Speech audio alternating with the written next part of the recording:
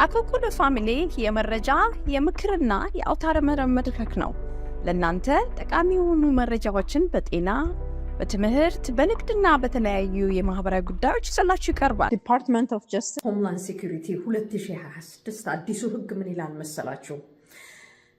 ጉዳያቸውን በፍርድ ቤት እንዲታይና ላይታች እንዲል የሚፈቀድላቸው ጉዳያቸው የተወሳሰበ የሆነ ብዙ ህግን የሚያጣቅስ ከሆነ ይሄ ይግባኝ ይቀርባል። ጉዳያቸው በፍርድ ቤት እንዲታይ ያደርጋል።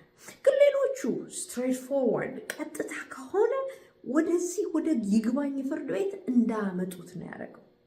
ይሄ አዲሱ ህግ የወጣው ጉዳያቸው በፍርድ ቤት እየታየ የተጓተተባቸውን 203,000 ጉዳዮችን ወይም ማመልከቻዎችን ለማፋጠን ነው። በተቻለ መጠን በዲፖርቴሽን ለመጨረስ ነው። ይሄ ደግሞ ብዙ ትችትን አምጥቷል። እንደ ቀድሞ ሁሉ አሁንም ይሄ ህግ የወጣው ብዙዎችን ስደተኞች ወደ ሀገራቸው ወይም አደገኛ ወደሆነበት ሁኔታ እንዲመለሱ ለማድረግ ነው። በመጀመሪያ ደረጃ ጉዳያቸው እንደዚህ የተወሳሰበ ይሁን፣ እነዚህን ብቻ ላይ ኃይላችሁን፣ ጉልበታችሁን፣ እውቀታችሁን አፍስሱ ብሎ መመሪያ ሰጠ። በሁለተኛ ደረጃ ይግባኝ እንዲቀበሉ የሚሰጣቸው እድል በ10 ቀን ውስጥ ብቻ ነው። ይግባኝ ማለት የሚችሉት 10 ቀን ውስጥ ነው።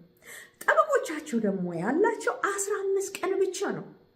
ይሄ ደግሞ ጠበቆቻቸው ካቀረቡ በኋላ ባለው በ20 ቀን ውስጥ በአጭር ጊዜ ውስጥ የግራና የቀኙ ጠበቃ አንድ ላይ ነው የሚያቀርቡት። ድሮ ግን አንዱ አንዱን ተከትሎ ነበር። አሁን ግን ሁለቱም አንድ ላይ ነው የሚያቀርቡት። ካቀረቡ በኋላ በ15 ቀን ውስጥ ውሳኔ ይሰጣል ማለት ነው።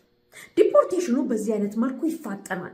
ታዲያ በ20 ቀን ውስጥ ተዘጋጅቶ ለማቅረብ ብዙ ጉዳይ ያለባቸው ጠበቆች ጊዜ የለንም፣ እነዚህን ጠበቆች ጉዳያቸውን ለማጥናትና ለመዘጋጀት ጊዜ የለንም ይላሉ። ይሄ ሆን ብሎ የተደረገ ነው።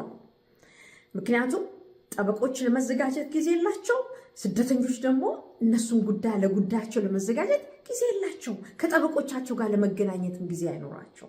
ስለዚህ ከሀገር የሚወጡበት ሁኔታ ይፋጠናል ማለት ነው። ይሄ በሌላው አንጻር ከታችኞቹ ፍርድ ቤት ጉዳዮቹን እየወሰዱ ወደ ጠቅላይ ፍርድ ቤትና ወደ ሱፕሪም ኮርት ወደምንለው ጉዳዩን ወደ ፌዴራል ጀጅ ያፋጥነዋል፣ ወደ ፌዴራል ዳኛዎች ያፋጥነዋል። ይሄ ደግሞ የኢሚግሬሽን አሰራርን ይበልጥ ያጓትታል ነው የሚሉት። ከታዩት ከብዙ ሺህ ኬዞች ውስጥ 123ቱ ብቻ ነው እልባት የተሰጣቸው። ይሄ ባክሎግ ወይም ደግሞ ክምችት ለሀገሪቱ የኢሚግሬሽን አሰራር ትልቅ እንቅፋት ሆኗል። ስለዚህ አፋጥኑት እያለ ነው ያለው። ይሄ ደግሞ ለስደተኞች የመዘጋጃ መብት፣ ሰነድ የመሰብሰብ፣ ምስክሮች የማምጣት ጉዳዩን ህግ ለማጣቀስ የሚያደርጉት ዝግጅት ያሳንስባቸዋል። ይህ ህግ በ2026 ዲፓርትመንት ኦፍ ሆምላንድ ሴኩሪቲ በይግባኝን በተመለከተ የሚሰራው ስራ ነው ማለት ነው። አስቀምጥላችኋለሁ በዩቲዩብ ኮሜንት፣ ገብታችሁ አንብቡት። መልካም ጊዜ። ዌብሳይታችንን akolkulufamily.com ይጎብኙ። በሶሻል ሚዲያም ተከተሉን። አኮኩሉ ፋሚሊ